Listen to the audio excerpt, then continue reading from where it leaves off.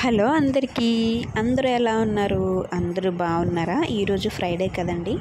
So చాలా days నుంచి నేనైతే పూజ చేయట్లేదు.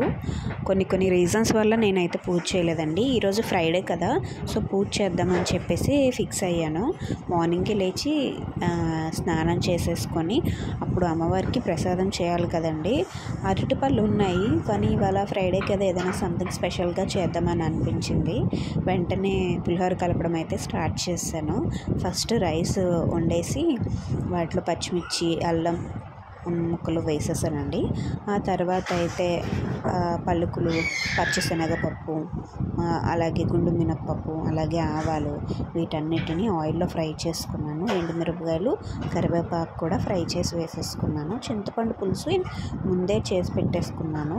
సో అది అలా కలిపేసాను అనమాట. బాగా అదే ఇదేంటి లైఫ్ బాయ్ యాడ్లో ఉంటారు కదా, కడుగుతూనే ఉండు అన్నట్టు కలుపుతూనే ఉండు. అలా కలిపేటప్పటికి మన పులిహోర అయితే టేస్టీగా రెడీ అయిపోయిందండి.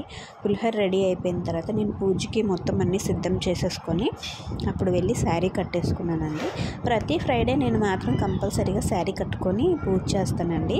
ఉత్తప్పుడంతా నైటీలతోనే ఉంటాం, కానీ డ్రెస్సులతో ఉంటాం, కానీ పూజ చేసే టైంలో మాత్రం నేనైతే శారీస్ ప్రిఫర్ చేస్తాను. అది చాలా హోమ్లీగా, ట్రెడిషనల్గా అనిపిస్తుంది.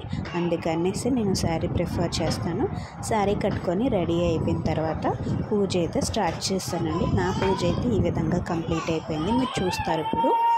చూడండి, చక్కగా దేవుడి ముందంతా నీట్గా ఫ్లవర్స్తో రెడీ చేసేసి పూజ అయితే కంప్లీట్ చేస్తానండి. నా వీడియో నచ్చితే లైక్ చేయండి. Bye bye.